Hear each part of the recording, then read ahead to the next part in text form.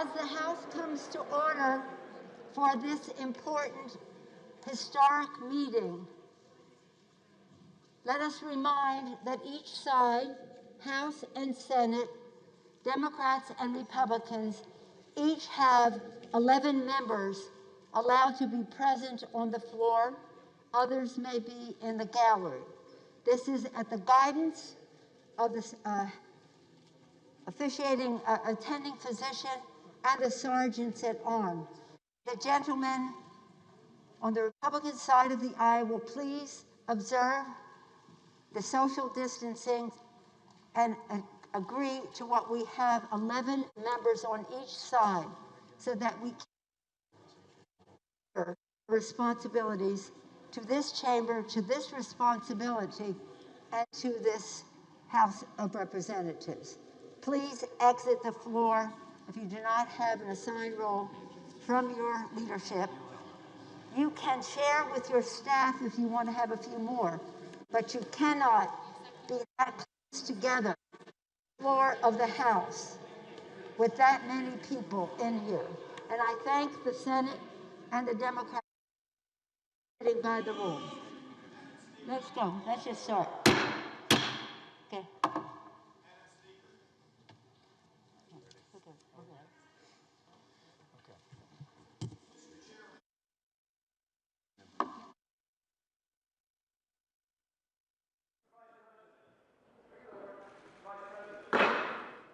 Madam Speaker and members of Congress, pursuant to the Constitution and the laws of the United States, the Senate and House of Representatives are meeting in joint session to verify the certificates and count the votes of the electors of the several states for President and Vice President of the United States. After ascertainment has been had that the certificates are authentic and correct in form, the tellers will count and make a list of the votes cast by the electors of the several states. The tellers on the part of the two houses have taken their places at the clerk's desk. Without objection, the tellers will dispense with the reading of the formal portions of the certificates. After ascertaining that the certificates are regular in form and authentic, the tellers will announce the votes cast by the electors for each state, beginning with Alabama, which the parliamentarians advise me is the only certificate of vote from that state and purports to be a return from the state, and that has annexed to it a certificate from an authority of that state purporting to appoint or ascertain electors. Mr. Blunt. For what purpose does the gentleman from Virginia rise? Point of order, parliamentary inquiry, Mr. Vice President.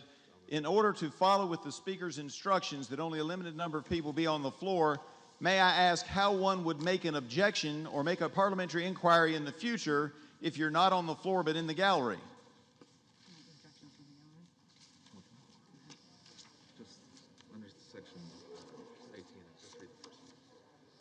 Under Section 18 of Title III of the United States Code, debate is not permitted in the joint session.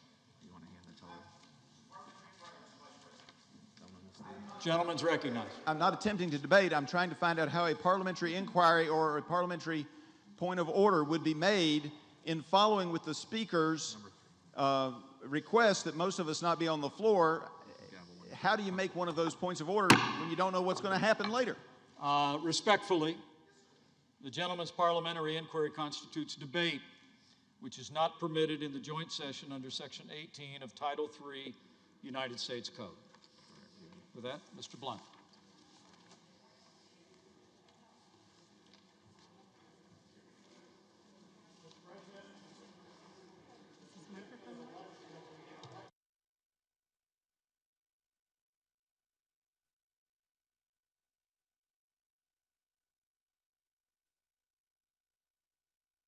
I don't think it's on.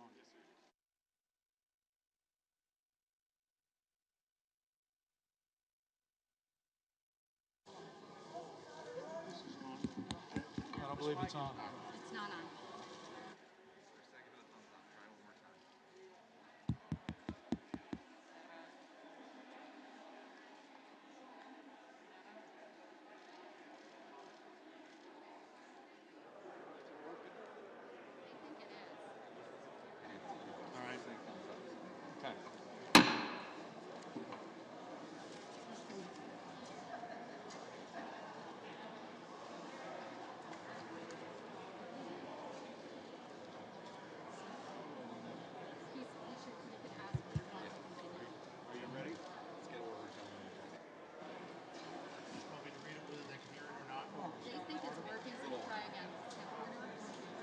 Mr. President, Order in the chamber. Mr. President, Gentlemen will continue. the certificate of the electoral vote of the state of Alabama seems to be regular in form and authentic, and it appears therefrom that Donald J. Trump of the state of Florida received 9 votes for president, and Michael R. Pence of the state of Indiana received 9 votes for vice president. Are there any objections to counting the certificate of vote of the state of Alabama that the teller has verified appears to be regular in form and authentic? Hearing none.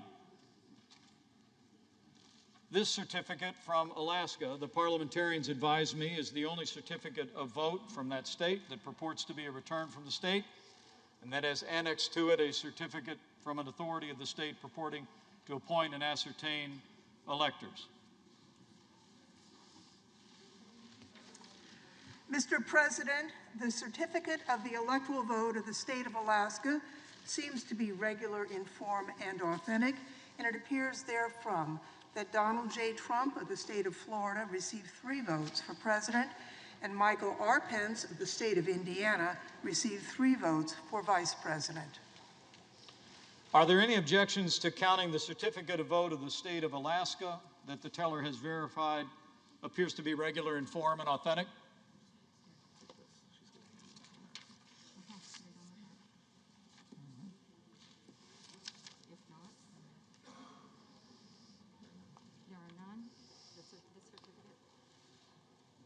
Hearing none, this certificate from Arizona, the parliamentarians advise me, is the only certificate of vote that the state purports to be a return from the state, and that has annexed to it a certificate from an authority of that state purporting to appoint or ascertain electors.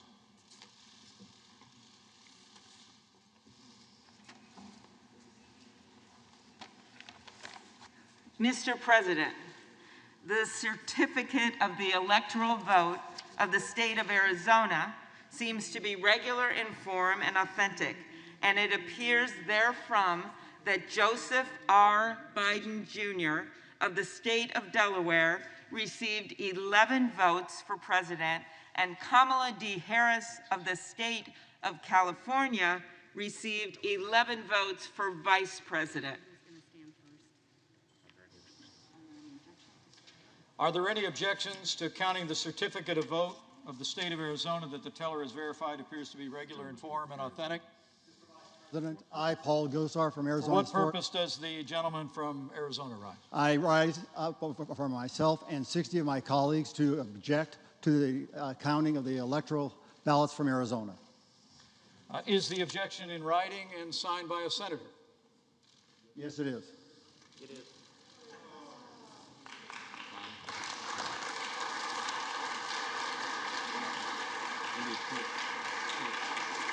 I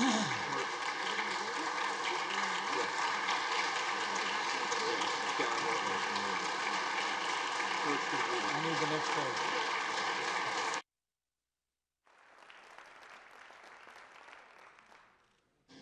An objection presented in writing and signed by both a representative and a senator complies with the law, Chapter 1 of Title 3 of the United States Code. The clerk will report the objection.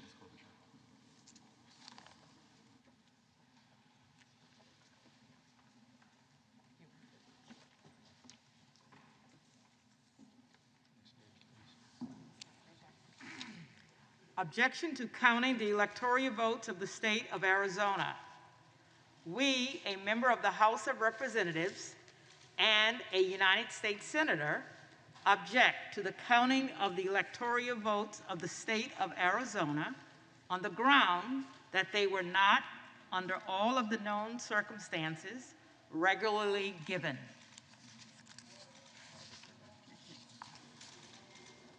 Are there further objections to the certificates from the state of Arizona? The chair hears none. The 2 houses will withdraw from joint session. Each house will deliberate separately on the pending objection and report its decision back to the joint session. The Senate will now retire to its chamber.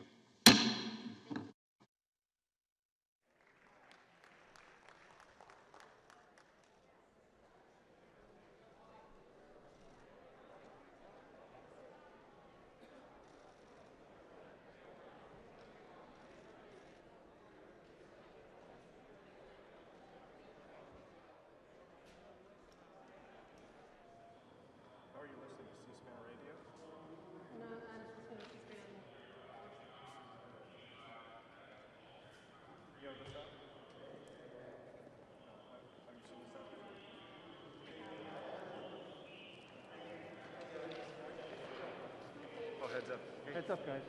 Coming this way.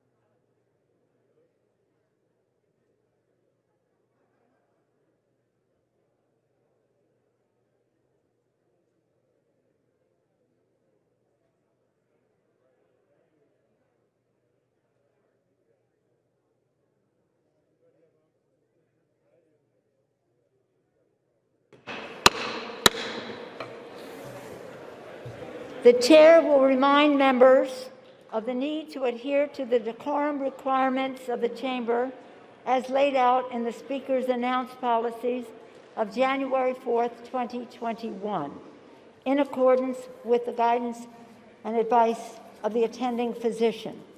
Members are advised to remain in the chamber only if they are participating in debate and must wear a mask at all times, even when under recognition for debate.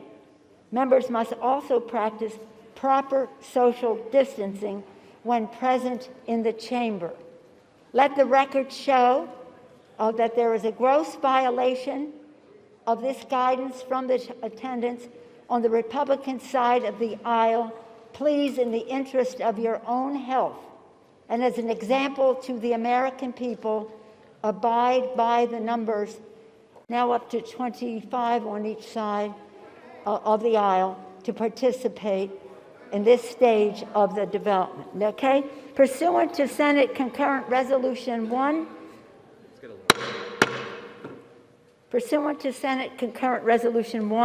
and Section 17 of Title III of the United States Code, when the two houses withdraw from the joint session to count the electoral vote for separate consideration of an objection, a representative may speak to the objection for 5 minutes and not more than once. Debate shall not exceed 2 hours, after which the chair will put in the question, shall the objection be agreed to? The clerk will report the objection made in the joint session. Objection to counting the electoral votes of the state of Arizona. We, a member of the House of Representatives and a United States Senator, object to the counting of the electoral votes of the state of Arizona on the ground that they were not, under all of the known circumstances, regularly given. Signed, Paul Gosar, Representative, State of Arizona. Ted Cruz, Senator, State of Texas. Thank you. The chair will endeavor to alternate recognition between members seeking support of the objection and members seeking opposition to the objection. The chair recognizes the gentleman from Louisiana, Mr. Scalise, for 5 minutes. Thank you, Madam Speaker. I rise today to object to a number of states that did not follow the constitutional requirement for selecting electors. Madam Speaker, this is something that is clear that our founding fathers debated about as a fundamental decision of how we choose our president.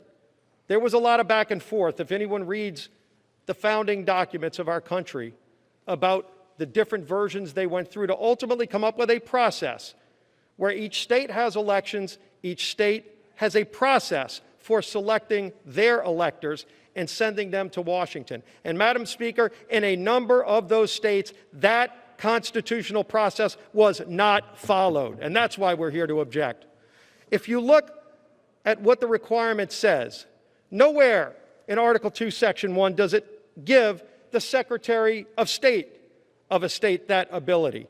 Nowhere does it give the governor that ability. Nowhere does it give a court that ability. It exclusively gives that ability to the legislatures. And in fact, in most states, that's the process that was followed. But for those states that this wasn't followed, unfortunately, this is not new. We've seen over and over again more states where the Democrat Party has gone in and selectively gone around this process. That has to end, Madam Speaker. We have to follow the constitutional process. Now, there might be reasons why some people don't like the process laid out by a legislative body. Madam Speaker, I served on one of those legislative bodies when I was in the state legislature for 12 years. I served on the House and Governmental Affairs Committee where we wrote the laws for our state's elections. And I can tell you, when we had to make changes, those were extensively negotiated. We would have people on both sides come, Republicans and Democrats, Madam Speaker, would get together to work through those changes, any minute change, to how a precinct would function, to how a change would be made in the time of an election, signature requirements, all the many things that involve a clerk carrying out the duties in each parish, in our case. You would see people come and give testimony.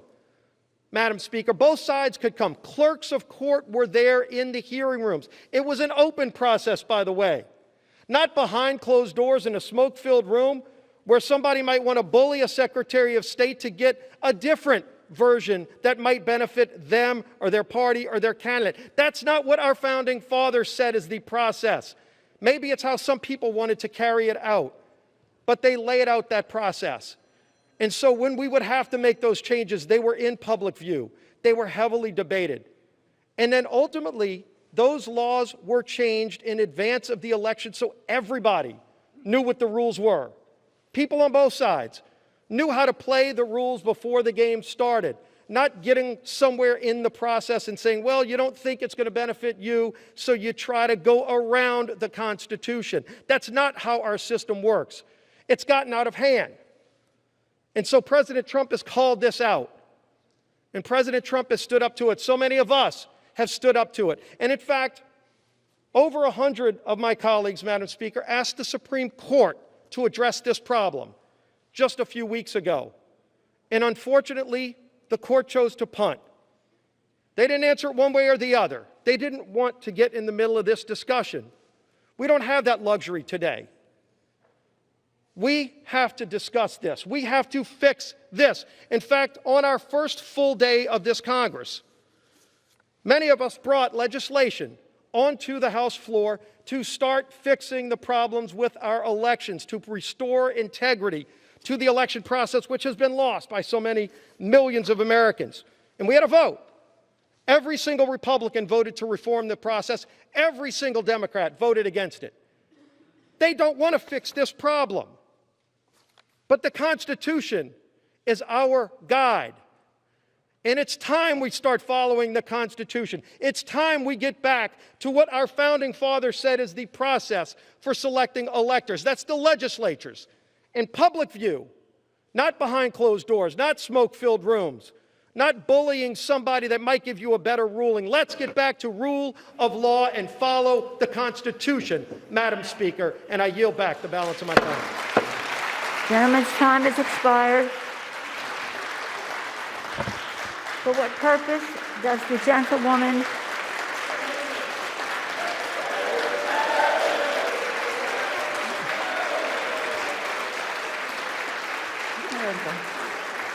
It's over now. I thought it was Jamie. For what purpose does the gentlewoman from California seek recognition? To strike the last word. Without objection, the gentlewoman is recognized for Madam 5 Speaker, minutes. Madam Speaker, this day marks a crossroads for American democracy. Those who object to the counting of the Electoral College votes, which reflect the votes of the American people, want to substitute their preferences for the voters' choice. That's not what our Constitution requires, and it's at odds with the American Democratic Republic. If Congress selects the next president instead of American voters, we'll have no need for an electoral college. In fact, we'd have no need for presidential elections at all. We'd be moving from a government elected by the people to a government selected by those already governing. That's not America. In the United States, we abide by the choices of the people, not an elite few. The framers of our Constitution considered whether to have Congress select the president and specifically rejected it. Instead, they wrote Article 2 and the 12th Amendment. Article 2 creates the Electoral College, where each state appoints electors. Laws of all 50 states and D.C. require electors to vote for the winner of the state's popular election. Each state provides for the orderly conduct of elections, including lawful challenges, recounts, and the like. The 12th Amendment is what brings us to today. It says the electors meet in their states. That happened December 14th. The amendment says the electors shall cast their votes, sign and certify them, transmit them to a seal. That's been done. The sealed envelopes containing the signed, certified ballots from each state's electors, reflecting the votes of the people, were in those mahogany boxes. The 12th Amendment directs the President, as the Vice President, as the President of the Senate, to do only this: open the sealed envelopes, and then the vote shall be counted. Simple. It doesn't say counted in a manner that some members of Congress or the Vice President might prefer. No. The votes are simply to be counted as certified and transmitted by the states. During Reconstruction after the Civil War, more than one slate of electors were appointed by states. Dueling lists were sent and protracted processes were undertaken in presidential elections. And as a result, to make an orderly process, Congress enacted the Electoral Count Act of 1887. This law governs our proceedings today. The act provides dispute resolution mechanisms. Under the ECA, if a governor certifies a slate of electors and there are no competing slates from that state, the governor's certified slate must be counted. Today, every single slate of electors, won by Joe Biden or won by Donald Trump, got their governor's certification.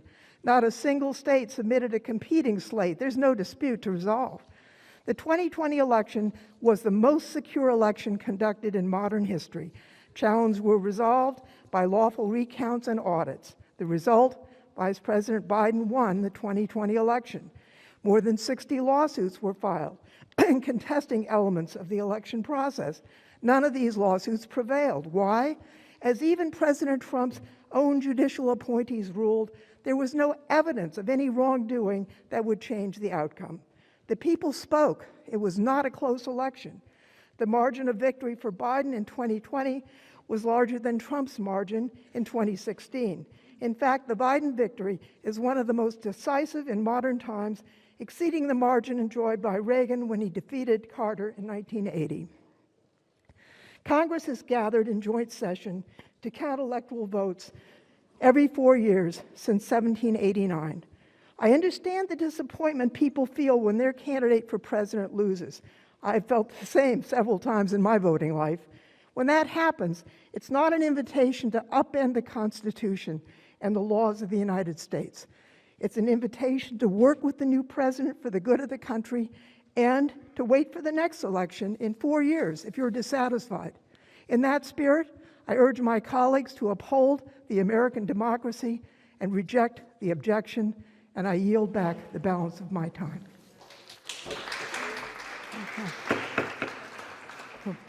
Who's that? For what purpose does the gentleman from Ohio seek recognition? Madam Speaker, I rise to support the objection.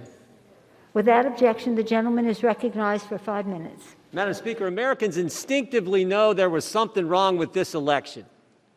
During the campaign, Vice President Biden would do an event and he'd get 50 people at the event. President Trump, at just one rally, gets 50,000 people. President Trump increases vote with African Americans, increases vote with Hispanic Americans, won 19 of 20 bellwether counties, won Ohio by 8, Iowa by 8, and Florida by 3. Got 11 million more votes than he did in 2016, and House Republicans won 27 of 27 toss-up races. But somehow, the guy who never left his house wins the election? 80 million Americans, 80 million of our fellow citizens, Republicans and Democrats, have doubts about this election. And 60 million people, 60 million Americans think it was stolen. But Democrats say, no problem, no worries, everything's fine. We asked for an investigation. We asked Chairman Nadler, Chairwoman Maloney for an investigation. They said no. Wouldn't want to investigate something that half the electorate has doubts about. It's just the presidency of the United States. Why? Why not one single investigation? Why not even one single hearing over the last 9 weeks in the United States House of Representatives? Why? Because all the Democrats care about is making sure President Trump isn't president. For 4.5 years, that's all they've cared about. July 31st, 2016, before he was elected the first time, Jim Comey's FBI takes out the insurance policy, opens an investigation on the president based on nothing. May 17th, 2017, Bob Mueller named special counsel. 2 years, they investigate the Russia hoax, 19 lawyers, 40 agents, and $40 million of taxpayer money for nothing.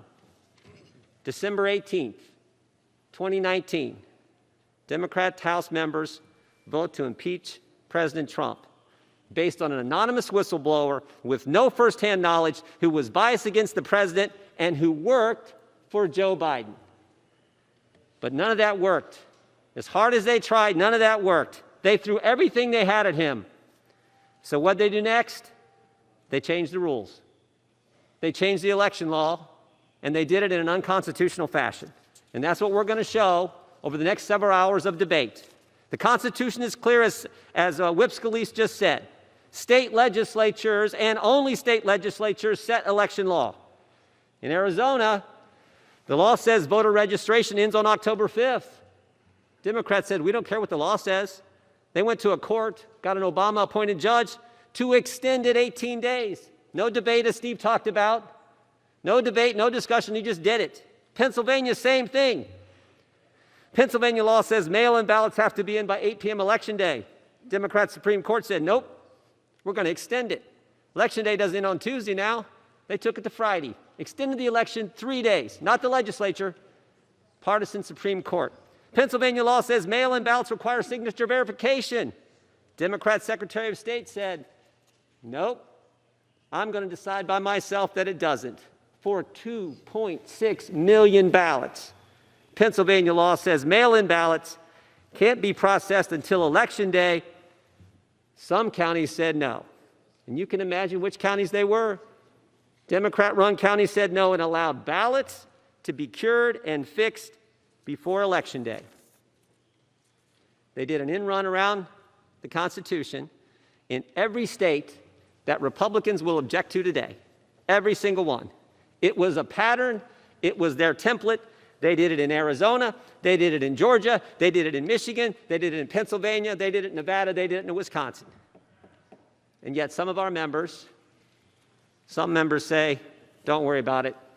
We shouldn't do anything. Just let it go. It was just 6 states who violated the Constitution. What if it's 10 states the next time? What if it's 15? What if in 2024, 2028, it's 26 states? What if it's half the states do an end run around what the Constitution clearly spells out? We are the final check and balance.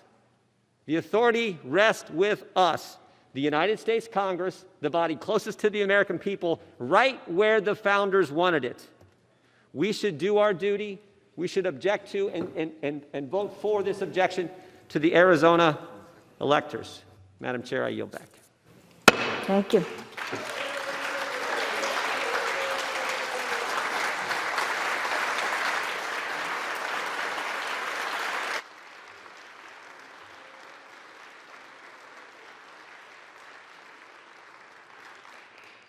Purpose does the gentleman from California seek recognition?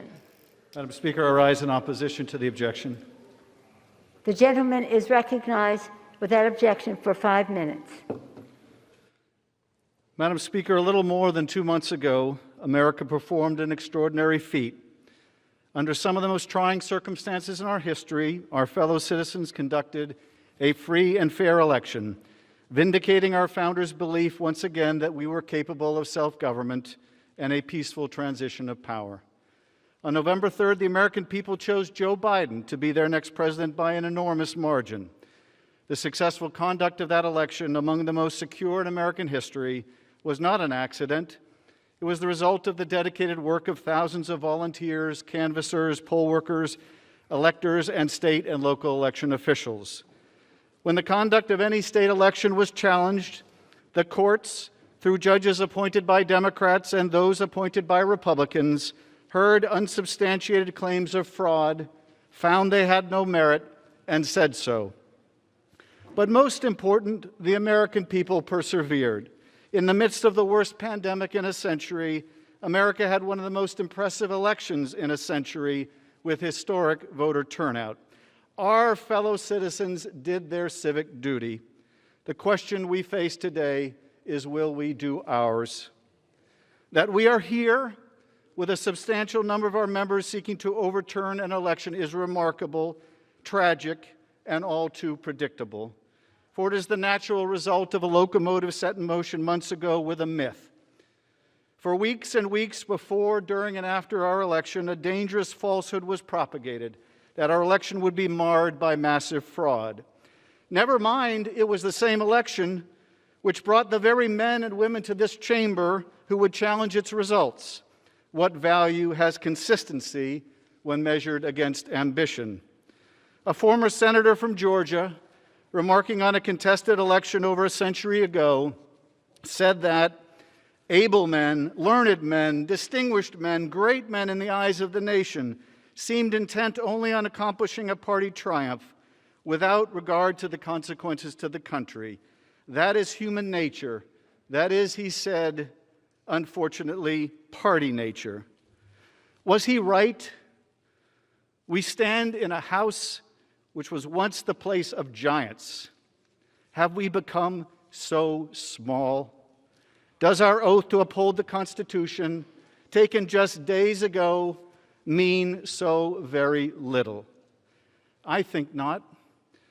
I believe, to quote our dear departed friend Elijah Cummings, that we are better than that. I think Elijah would be proud that the debate here today is not between Democrats and Republicans, and that some Republicans, including the Republican leader of the Senate, remain devoted to the principle that we are a nation of laws, not individuals, let alone a single individual. It may seem unfair to the new members who have only just taken the oath for the first time that they should be so soon tested with one of the most consequential votes they may cast, no matter how long they serve. But it is so, and none of us can shrink from that responsibility. Nor can we console ourselves with the intoxicating fiction that we can break that oath without consequence, because doing so will not succeed in overturning the election. An oath is no less broken when the breaking fails to achieve its end. We must be mindful that any who seek to overturn an election will do injury to our Constitution, whatever the result. For just as the propagation of that dangerous myth about this election made this moment inevitable, our actions today will put another train in motion. This election will not be overturned, but what about the next, or the one after that? What shall we say when our democratic legacy is no more substantial than the air, except that we brought trouble to our own house and inherited the wind? This isn't the first time we've had a contentious election, and it won't be the last. In 1800, John Adams lost a closely contested election to Thomas Jefferson in the first peaceful transition of power from one party to another in our history. Adams was hardly pleased with the result, choosing to skip the inaugural activities. But he did what leaders are required to do in a democratic government when they lose. He went home. He went home. Jefferson, has my time expired, Madam Speaker? 10 seconds. Would later refer to his victory as the Revolution of 1800, but marveled that the revolution had occurred by the rational and peaceful instruments of reform, the suffrage of the people. It has never been our place to overturn an election.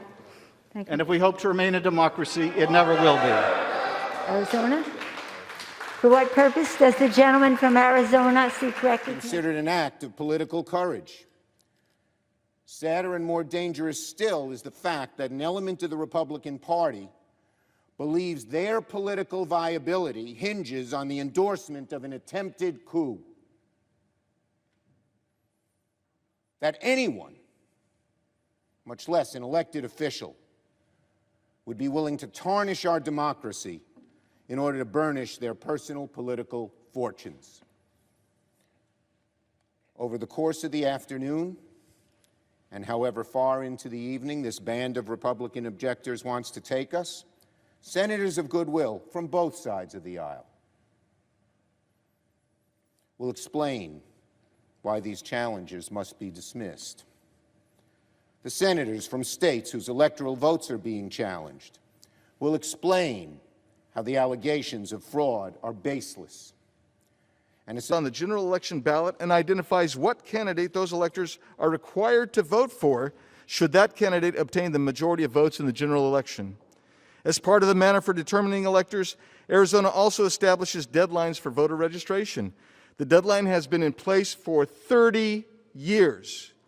This year, the voter registration deadline was October 5th. Early voting commenced 2 days later.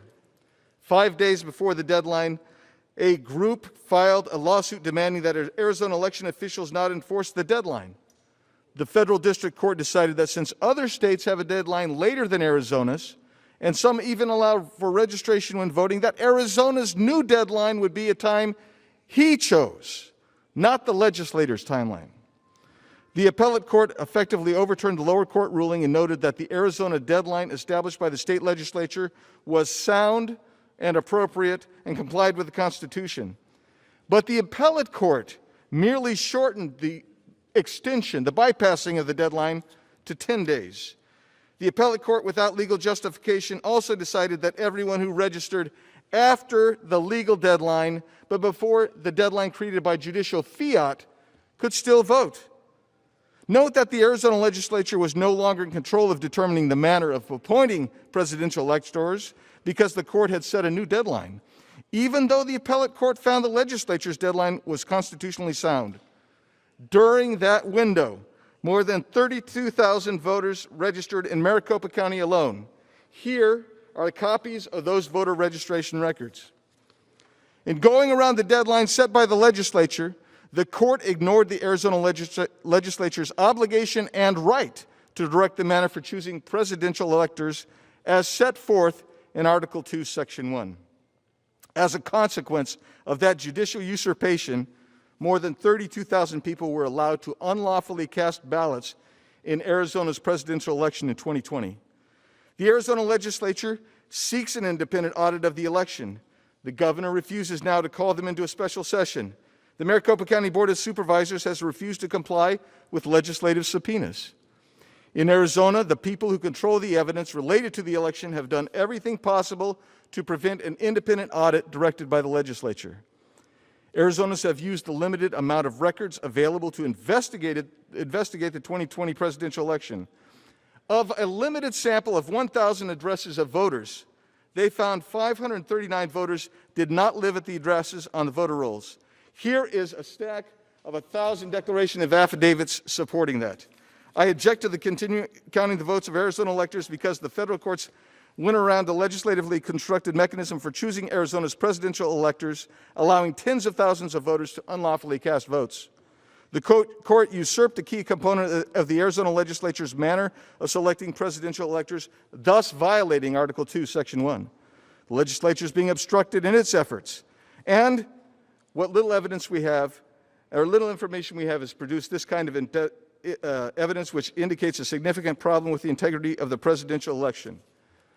Madam Speaker, I ask that my written comments, together with the voter registration records that reflect the 32,000 registrations permitted in contravention of state law, letters and resolutions from Arizona legislators pertaining to the count of votes from electors, along with approximately 1,000 affidavits and declarations pertaining to potential voter fraud in Arizona in the 2020 presidential election, and the statement of Congressman Randy Weber of Texas be made a part of the record. I yield back. Thank you. Thank the gentleman. For what purpose does the gentleman from Maryland seek recognition? Madam Speaker, I rise in opposition to the objection. The gentleman is recognized without objection for 5 minutes. Madam Speaker, I want to thank you first and all my dear beloved colleagues for your love and tenderness, which my family and I will never forget.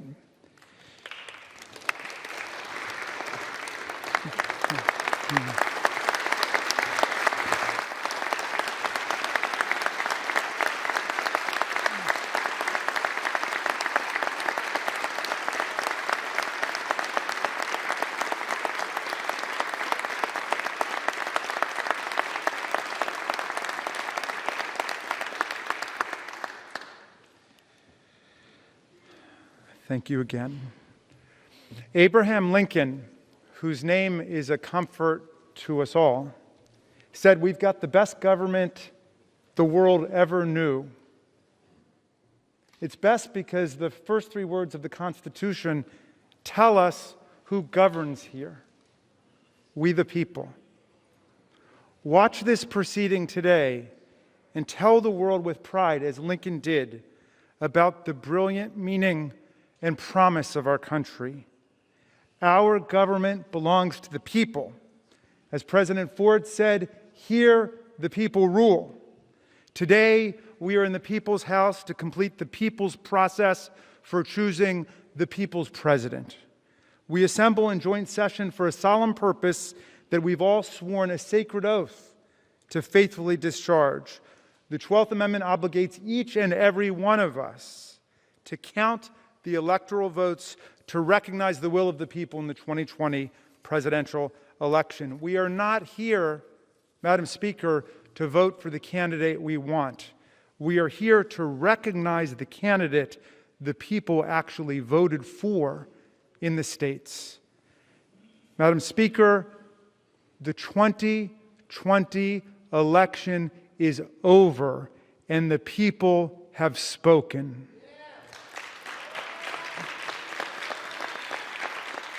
Joe Biden received more than 80 million votes, 7 million more than President Trump, a number larger than any other president has received in U.S. history. This sweeping popular victory translated into an electoral college victory of 306 to 232, a margin which President Trump pronounced a landslide when he won by those exact same numbers in 2016. So now we count the electoral votes that were just delivered to us in the beautiful mahogany cases brought by those hardworking Senate pages. These mahogany cases contain only the 538 electoral votes that were sent in by the states, not the 159 million ballots that were cast by our constituents. Those were counted 2 months ago by hundreds of thousands of election officials and poll workers across America who risked their health and even their lives in the time of COVID to deliver what our Department of Homeland Security called the most secure election in American history. Many of these officials have endured threats of retribution, violence, and even death just for doing their jobs. Just as the popular vote was for Biden, so was the electoral vote. On December 15th, Senate Majority Leader Mitch McConnell recognized it. The Electoral College has spoken, Senator McConnell said from the Senate floor. Today, I want to congratulate President-elect Joe Biden. Yet we have seen escalating attacks on our election with unfounded claims of fraud and corruption. More than 60 lawsuits have been brought to date seeking to overturn the results. They have failed repeatedly and they have failed spectacularly. Every objection we hear today maligning our states and their officials, both Republican and Democrat, has been litigated, adjudicated, and obliterated in both federal and state court. The president has not just had his day in court, my friends. He has had more than 2 months in court looking for a judge to embrace these arguments. In more than 50 cases, Madam Speaker, at least 88 different judges, including many appointed by the president himself, have meticulously rejected the president's claims of fraud and corruption. Take Georgia U.S. District Judge Stephen Grimberg, named to the bench by President Trump this year. Last year, he rejected Trump's prayer to block certification of Biden's victory in Georgia, saying it has no basis in fact or law. Take U.S. District Judge Brett Ludwig, another Trump nominee who took the bench in September. He dismissed a lawsuit seeking to overturn the results in Wisconsin, calling it extraordinary.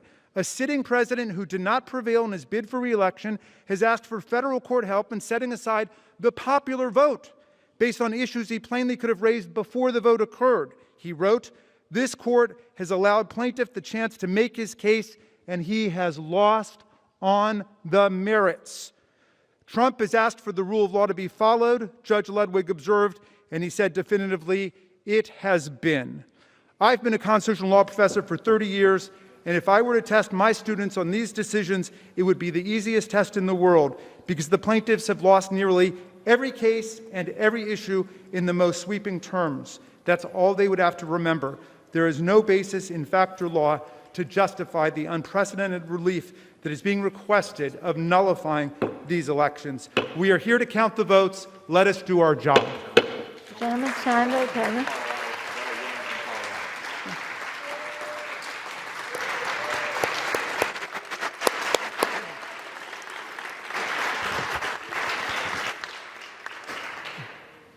Thank you. For what purpose does the gentlewoman from Colorado seek recognition? I rise to support the objection. The gentlewoman is recognized for 5 minutes. Thank you, Madam Speaker. And to ease everyone's nerve, I want you to all know that I am not here to challenge anyone to a duel like Alexander Hamilton or Aaron Burr. Madam Speaker, My primary objection to the counting of the electoral votes of the state of Arizona is based on the Constitution and the direction of state legislatures through state law as spelled out in the following two clauses. Article 2, Section 1, Clause 2 states in part, and I quote, "Each state shall appoint in such manner as the legislature thereof may direct a number of electors."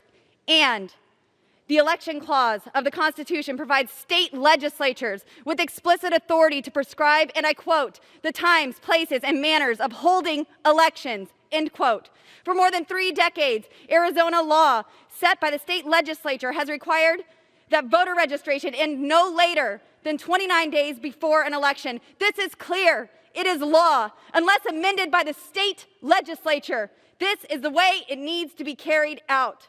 In Arizona, the deadline for voter registration for the 2020 presidential election was October 5, 2020. Using COVID as a reasoning, Democrats filed a lawsuit to extend this deadline by 18 days.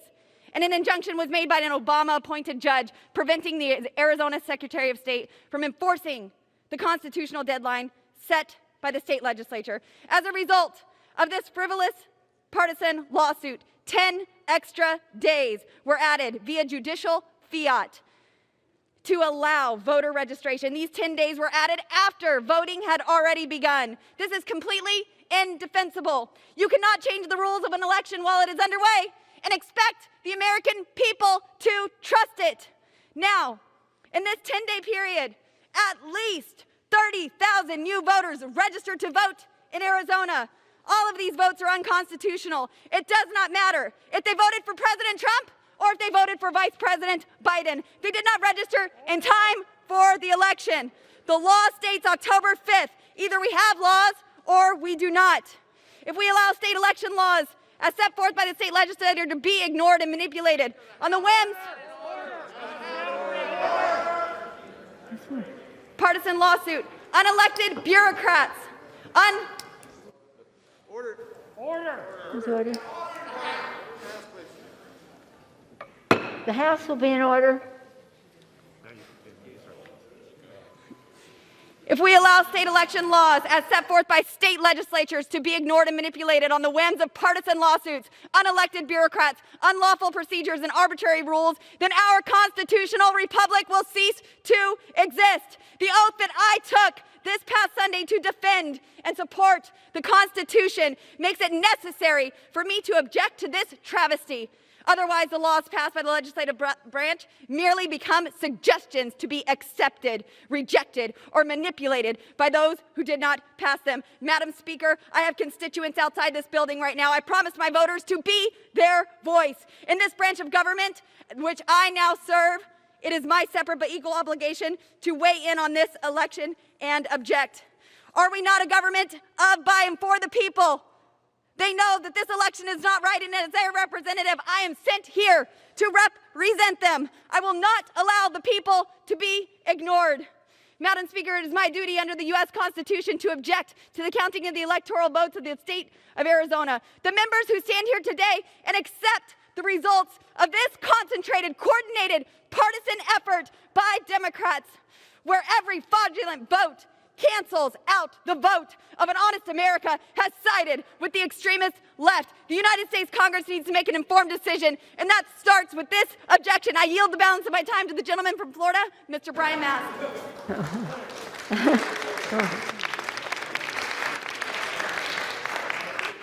Madam Speaker, I rise as well to support the objection, and I rise with a simple question. Can the chair honestly tell Americans that with pending Supreme Court legislation or pending Supreme Court case over legal observers not being allowed to observe and inspect signatures, that the laws and Constitution of that state were not violated to change voting outcomes? Madam Speaker, I will wait for a response. I'm sorry? Gentleman has 25 seconds remaining. I will repeat my question. Can you honestly tell Americans that with pending Supreme Court case over legal observers not being able to observe and inspect signatures, that the laws and Constitution of Arizona did not be violated to change voting outcomes, and I will wait for a response. Okay. Gentleman's time has expired. For what purpose does the gentleman from Colorado seek recognition?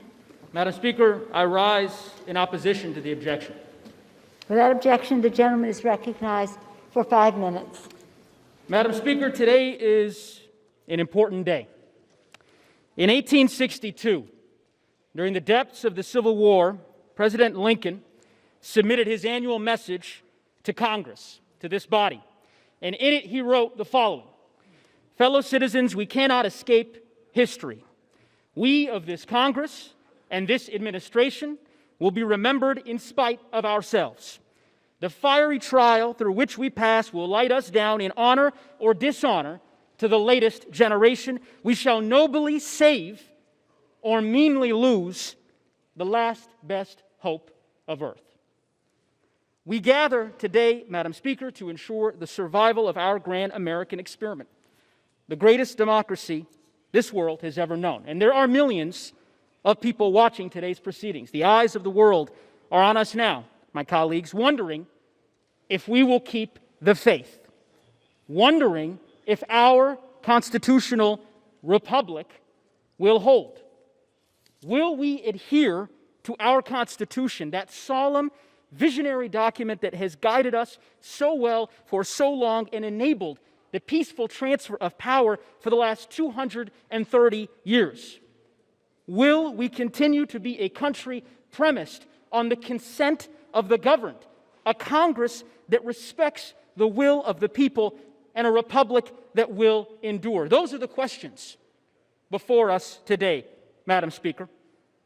With respect to my new colleague from Colorado, the question is not whether Joe Biden was elected the 46th President of the United States. He clearly was. The people of Arizona, like so much of the country, spoke clearly and resoundingly.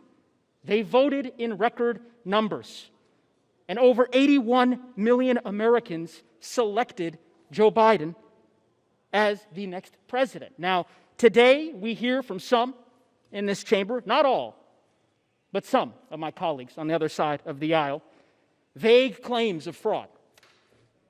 No substance, no evidence, no facts, no explanation for why over 88 judges across this land have rejected the very same claims.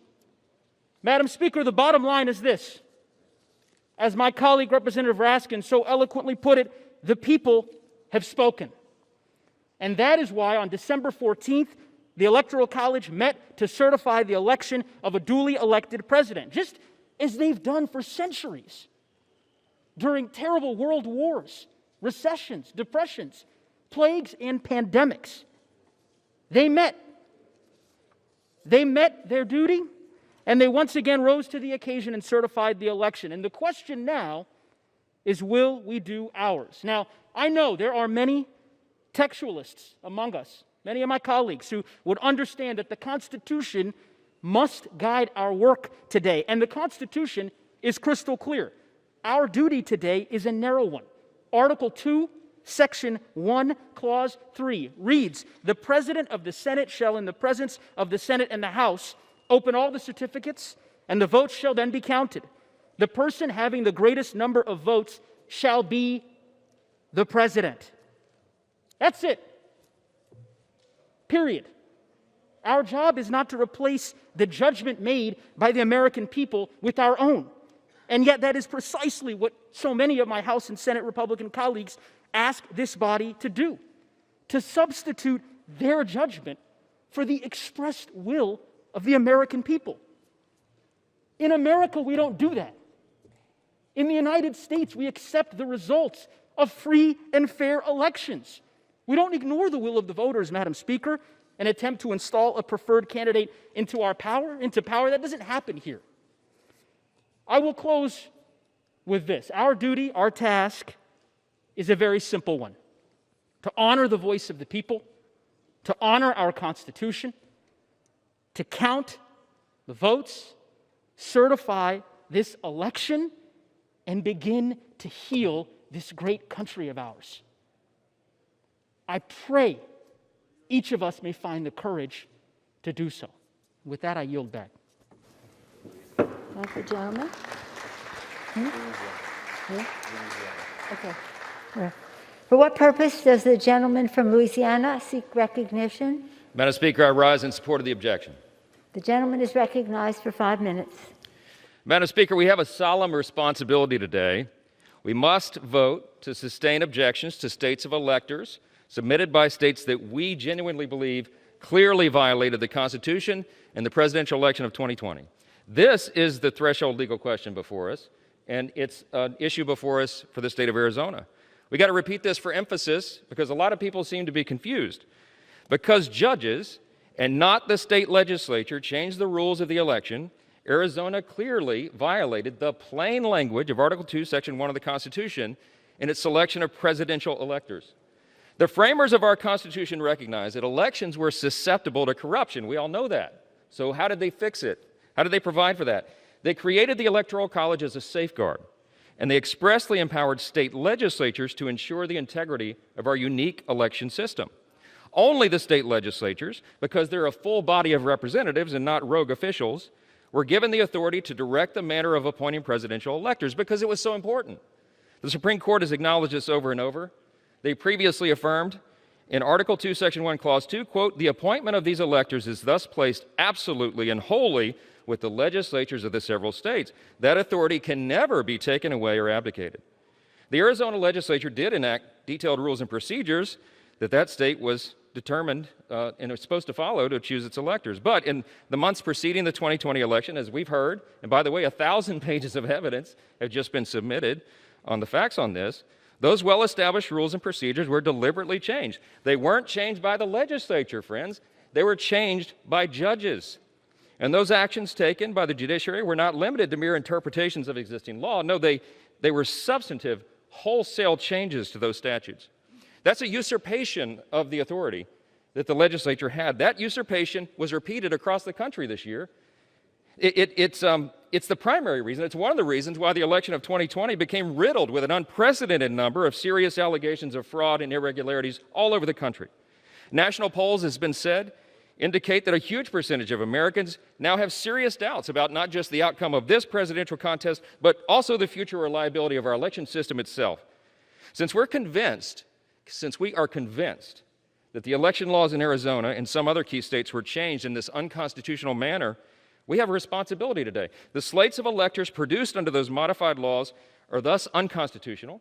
They are, quote, not regularly given or lawfully certified as required by the Electoral Count Act, and they're invalid on their face. That's just the conclusion that you have to reach.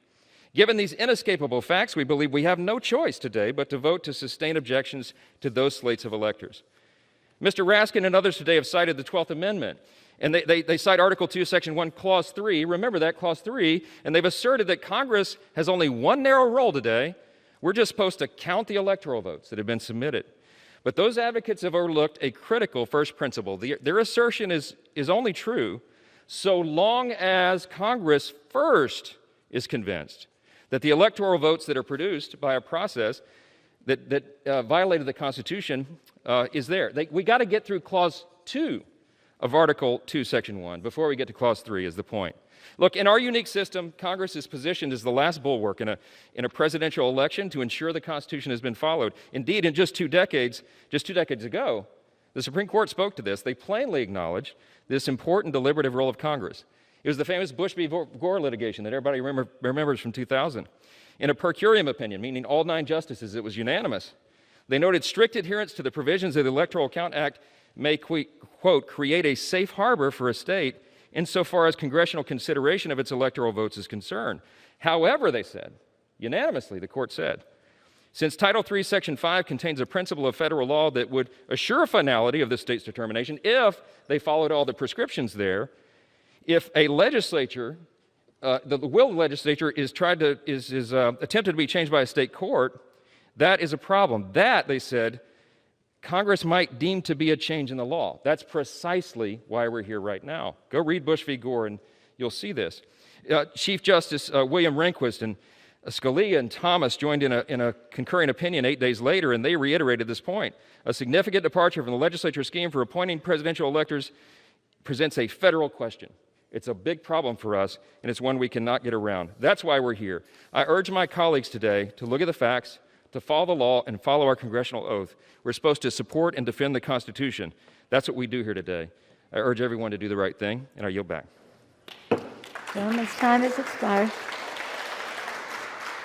For what purpose does the gentleman from Arizona, the Dean of the Arizona delegation, seek recognition? Thank you, Madam Speaker. I rise in opposition to the objection. The gentleman is recognized for 5 minutes. Thank you, Madam Speaker.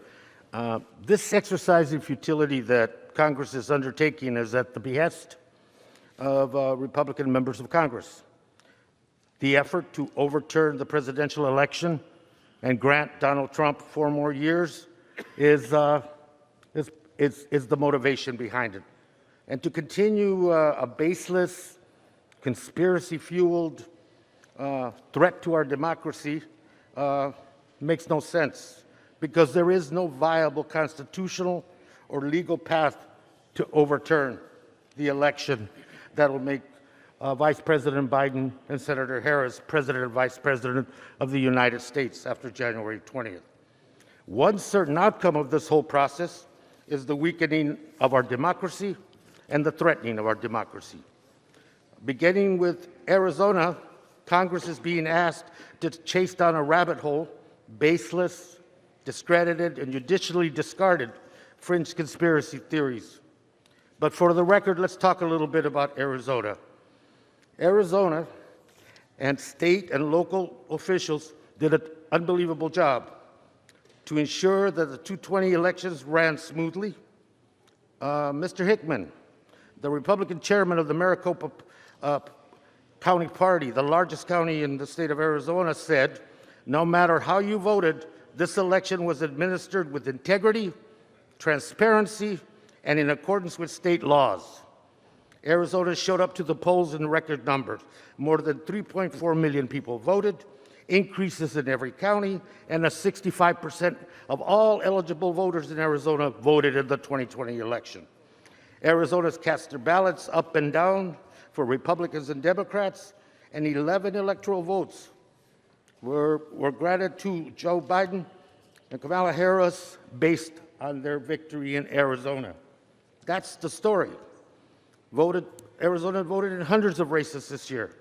And in addition to the presidency, these races include 9 members of the state's congressional delegation that are with you.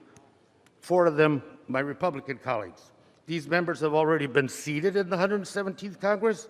They do not question the accuracy of Arizona's 2020 elections to select a congressional delegation, yet my 4 Republican colleagues question the presidential election.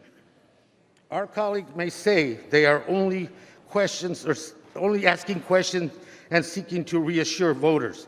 But let us be clear, these questions have been answered by the voters and by the courts.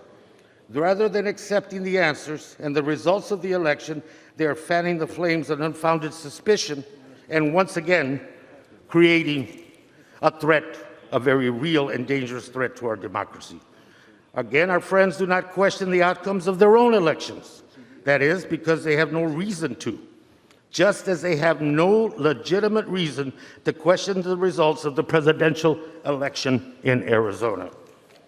I ask my colleagues to reject this objection, to respect the will of the voters in the state of Arizona and throughout this country, and to fundamentally add some preservation to our democracy from any future damage that this effort that we are undertaking in this House today and in the Senate today does not further damage our democracy. Now yield back.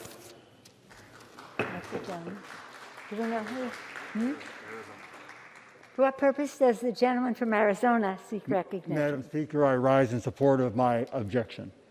The gentleman is recognized for 5 minutes.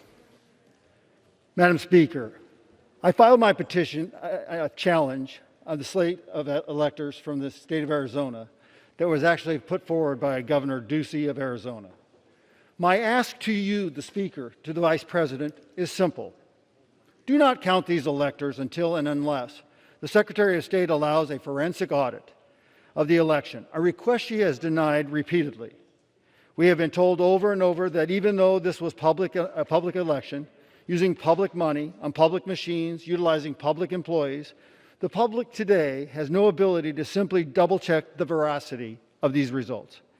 If the presidential election was a football game, we would get a slow-motion review from multiple angles and a correction of a controversial decision. But not so, we are told by our Secretary of State for the presidential election. No review for you. No access to the Dominion voting machines with a documented history of enabling fraud through its now discredited adjudication system, a system that literally allows one person to change tens of thousands of votes in a mere minutes. In the only audit done in Arizona, a court found 3% error rate against President Trump. Vice President Biden's margin of error was 1/10 of that, at 0.03%. By the way, a 3% error rate at minimum is 90,000 ballots. After finding the 3% error rate, the court stopped the audit and refused to go further. In Arizona, as my attachments make it clear, mail-in ballots were altered on the first day of counting, as shown in data graphs we provide, and is concluded by data analysts. Over 400,000 mail-in ballots were altered, switched from President Trump to Vice President Biden, or completely erased from President Trump's totals. The proof is in the counting curves, the curves that cannot occur except with odds so rare and unlikely that winning the Mega Millions lottery is more probable. Mr. Speaker, can I have order in the chamber? The House will be in order. The House will be in order. Okay.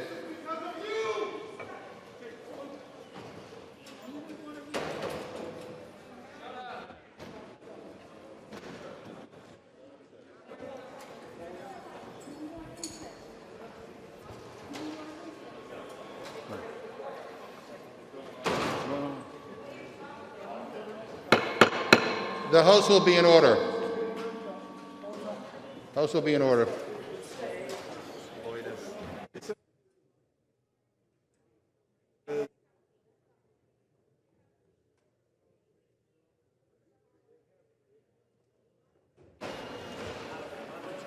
Members will take their seats. The House will be in order.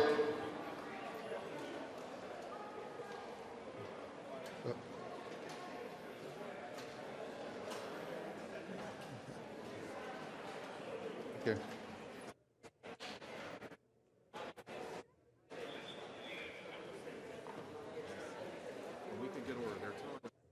Okay. We can get order. We can resume.